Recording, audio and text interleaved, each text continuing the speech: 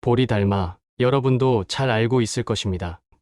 달마는 석가의 법맥을 이은 인도 법맥의 제28조이며 중국에 처음으로 붓다의 깨달음을 전한 사람이며 역근경을 지어 후에 소림권법을 남기게 한 사람입니다.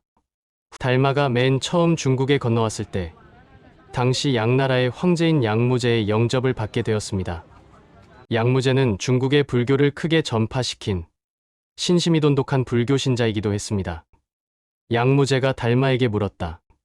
짐이 왕위에 오른 이후에 많은 절을 짓고 많은 경을 편찬하고 승려를 양성하기를 셀 수 없이 많이 했는데 나에게는 어떤 공덕이 있소? 달마는 무뚝뚝하게 대답하였다. 아무런 공덕도 없습니다. 어찌하여 공덕이 없다 하오? 그것은 인간과 하늘의 작은 결과를 받는 유루의 원인일 뿐, 마치 그림자가 형상을 따르는 것 같아서 있는 듯하나 사실은 실체가 아닙니다. 그렇다면 어떻게 해야 공덕이 있는 것이오? 청정한 지혜는 묘하고 원만하여 본래가 피고 고요하니 이러한 공덕은 세상 법으로는 구하지 못합니다. 무제가 다시 물었다. 그렇다면 어떤 것이 성스러운 것에 제일 가는 이치입니까? 달마가 대답했다. 전혀 거룩함이 없습니다. 우리는 생각합니다. 착한 일을 많이 하면 결국은 나에게 좋은 일이 돌아오겠지. 물론 나쁜 일보다 착한 일이 좋은 결과를 가져오는 것은 사실이지만 그것으로 근본적인 변화는 이루어지지 않습니다. 물론 그만한 보람을 느끼기는 하겠지만 그것은 일을 마치고 났을 때 몸이 개운하고 기분도 흐뭇한 것 같은 그런 정도의 즐거움일 뿐 거기에 근본적인 혁신은 이루어지지 않습니다. 붓다는 비록 누더기를 걸치고 있었지만 황제의 삶을 살다 갔습니다. 그는 많은 일을 했지만 피곤해하지 않았으며 보람으로 말하자면 무엇보다도 큰 보람을 얻었지만 그 보람에 매달려 살지 않았습니다. 인간 세상의 눈으로 볼 때 양무제는 확실히 존경할 만한 인물입니다. 그는 불교의 발전을 위하여 많은 투자를 아끼지 않았으며 그의 두터운 신심은 많은 사람들의 존경을 받기에 부족함이 없었습니다. 그러나 아깝게도 황제 자신은 스스로 깨달음의 길에 있지 않았습니다. 그는 황제였지만 종의 삶을 살고 있었습니다. 나에게 어떤 공덕이 있습니까? 대부분 종들은 주인에게 이런 식으로 묻습니다. 인정을 받고 싶어 합니다. 내가 이렇게 선한 일을 많이 하였으니 부처님 곁에 좀 더 가까이 가지 않았을까요? 달마가 대답했습니다. 아니요, 당신은 부처님 곁에 가까이 간 것이 아니라 윤회할 카르마만 잔뜩 만들었을 뿐이요. 양무제가 생각하는 공덕, 그것은 실체가 아닙니다. 거기에는 아무런 공덕이 없습니다. 우리가 생각하는 선이나 공덕은 그림자가 형상을 흉내내는 것과 같아서 있는 듯하지만 사실은 실체가 아닙니다. 여러분이 옳다고 생각하는 자기 자신의 옳음은 실체가 아닙니다. 달마는 말했습니다. 청정한 지혜는 묘하고 원만하여 본래가 피고 고요하니 비었다는 것은 자기 자신의 어떤 관념이나 어떤 이미지 작용이 아닌 것을 말합니다. 이러한 공덕은 세상 법으로는 구하지 못합니다. 사념의 세계로는 참된 공덕을 구하지 못합니다. 무제가 다시 물었습니다. 그렇다면 어떤 것이 성스러운 것에 제일 가는 이치입니까? 달마가 대답했습니다. 전혀 거룩함이 없습니다. 여러분은 감정을 느낍니다. 생각을 합니다. 생각과 감정, 그것은 인간에게 당연히 있는 것입니다. 그러나 당연히 있는 것이라고 간주해버리는데 문제가 있습니다. 역대의 모든 성자들은 바로 그것을 일깨워 주고 있습니다. 그들은 인간의 사상과 감정을 말한 적이 없었습니다. 딱, 분명히 손뼉 소리가 났습니다. 여러분은 틀림없이 그 소리가 있다고 인정했습니다. 어떤 사람이 나에게 욕을 했습니다. 어찌나 나의 자존심을 건드리는지 정말 기분이 나빴습니다. 나 또한 냅다 욕을 해주고 싶었습니다. 그러나 그렇게 되면 다른 사람들이 나를 그와 똑같은 사람으로 취급할 것 같기에 그냥 웃고 말았습니다.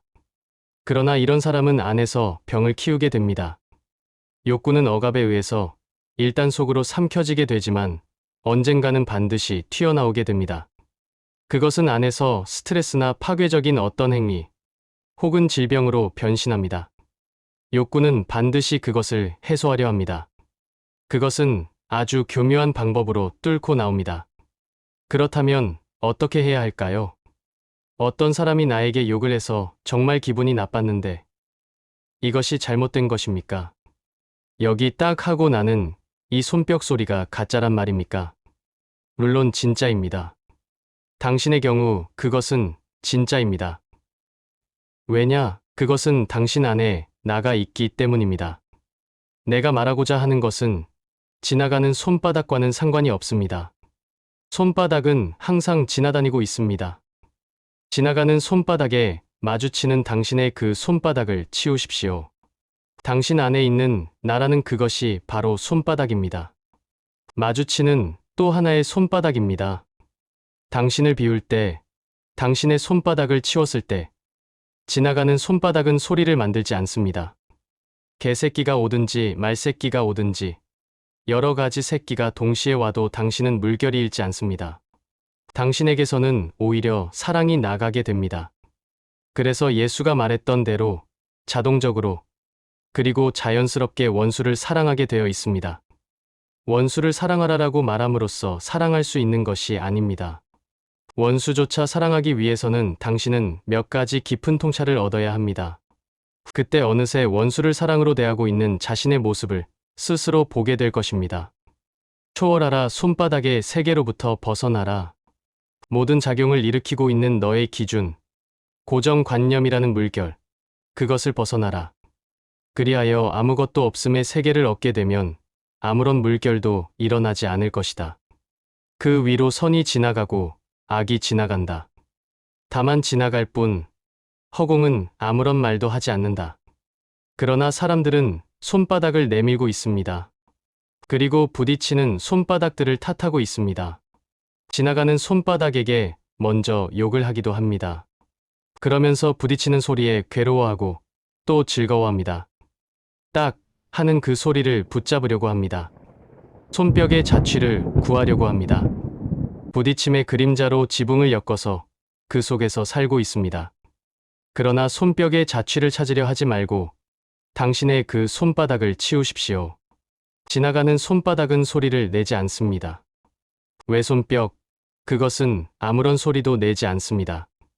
내밀고 있는 당신의 손바닥을 치우는 것, 습관적으로 자꾸 내밀고 있는 당신의 손바닥을 비워버리는 것, 그것이 바로 깨달음으로 가는 길입니다. 그 위로 선이 지나가고 악이 지나가도 다만 지나갈 뿐 당신의 허공은 아무런 말도 하지 않습니다. 옛날에 신광이라는 승려가 있었습니다. 그는 머리가 총명하여 어린 나이에 이미 사서삼경을 만화책 보듯하였고 장성함에 따라 그 당시의 수많은 종류의 교과서와 참고서를 모두 마스터하게 되었습니다.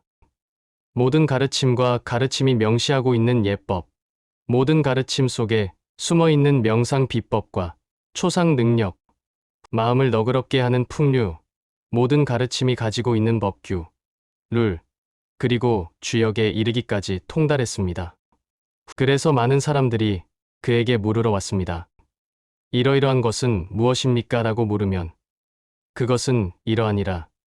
누구는 그것을 그러그러하다고 말했고 아무개는 그것을 가리켜 저러저러하다고 말했고 또 누구는 그것을 비판하여 이렇게 설명했느니라. 그는 모든 것을 대답하고 설명해 줄 수 있었습니다. 그러나 마음 한구석은 답답하기만 했습니다. 누가 선생님, 몇 페이지에 있는 그것은 무엇입니까? 라고 물었을 때 그것은 대답할 수가 있었으나 경전에 나오는 옛 성인들이 왜 그런 말을 하게 되었는가 하는 그것은 알 수가 없었습니다. 몇 페이지 몇째 줄은 알고 있었지만 안다고 하는 자기 마음속에 그 알 수 없는 근원은 정말 알 수가 없었습니다. 그리하여 마음을 고요히 하면 답답함으로부터 벗어난다는 글을 읽고 그는 가부좌를 틀고 앉아 열심히 그것을 찾았습니다. 그러나 그 답답함은 해결되지 않았습니다. 단지 그 구하는 마음이 절실하였으므로 자기의 앞길을 예지할 수 있는 그런 능력이 저절로 생기게 되었습니다. 여러분도 잠재 능력 속에는 그러한 힘이 있습니다. 그는 좌선을 통하여 깊은 고요함에 들어서 스스로 가야 할 길을 알게 되었습니다. 어느 날 그의 마음속에서 한 스승이 나타나서 길을 가리켜 주었습니다.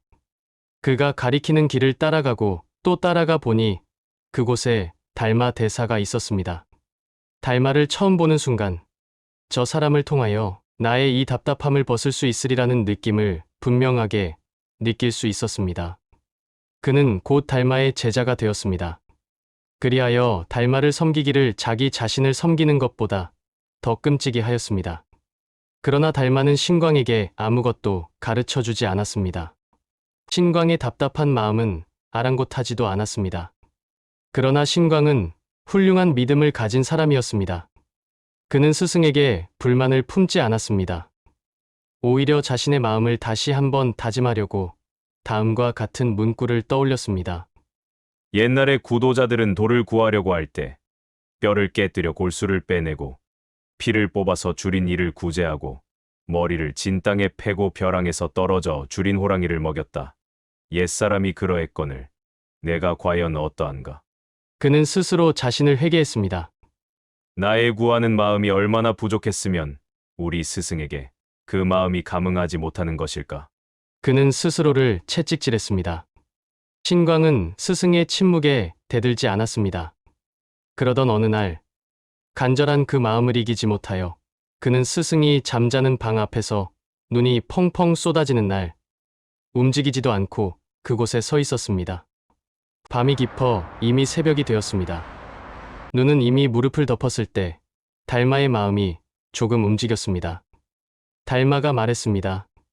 야, 너 그렇게 눈이 오는데 밤새도록 무얼 찾아 먹으려고 그러고 있느냐? 눈이 저렇게 오는데 너 지금 눈을 구하고 있는 거냐? 그러자 신광이 슬피 울었습니다. 신광의 울음은 스승을 향한 울음이 아니라 진정 자신의 구도정신이 적음을, 그 마음을 이런 식으로밖에 표현하지 못하는 안타까운 자기 자신을 돌이켜보는 울음이었습니다. 바라옵건대 스승님께서는 감로의 문을 여시어 여러 중생을 제도하소서. 진정한 그것을 구할 수 있도록 가르쳐 주소서. 저는 진실로 부족합니다. 달마는 신광의 진실됨을 보았으나 여전히 퉁명스레 대답했습니다. 모든 부처님들, 모든 깨달음을 얻은 성자들의 위없는 묘한 도는 깨달음의 본체는 여러 겁을 부지런히 정진하여 행하기 어려운 일을 행하고 참기 어려운 일을 참아야 하거늘 어찌 그 정도 하룻밤 새면서 눈 오는 것을 견디었다고 그런 작은 지혜와 경솔한 말, 교만한 마음으로 참법을 바라는가 헛수고를 할 뿐이다. 신광이 그 말을 듣고 허리에서 칼을 뽑아 자기의 왼팔을 잘랐습니다. 그리고 그 팔을 스승 앞에 내놓았습니다.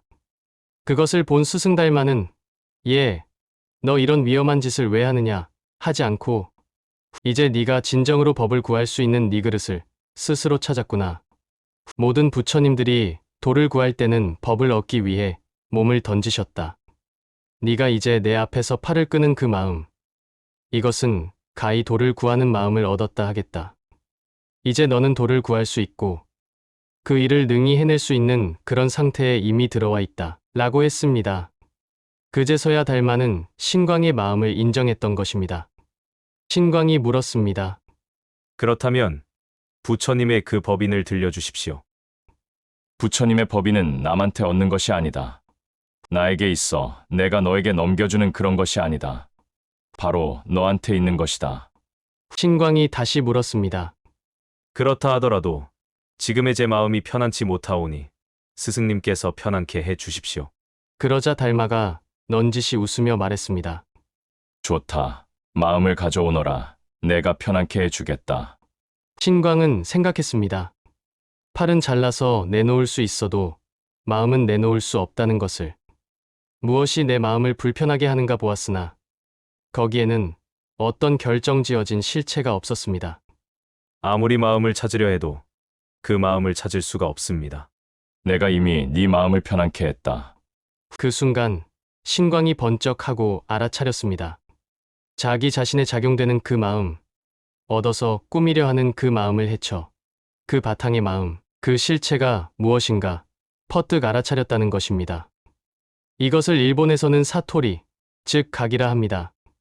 섬광처럼 머리를 치고 지나가는 그것으로 인하여 신광의 마음속에 맺히고 엉켰던 무엇이 툭 떨어져 나가는 현상이 일어났습니다.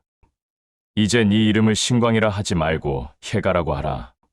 달마는 그의 이름을 지어주고 그리고 그의 번쩍하는 그것이 그의 전부가 되도록 9년을 수양하게 하였습니다. 어느덧 9년이 지나갔습니다. 달마는 해가의 법이 무르익었음을 보았습니다.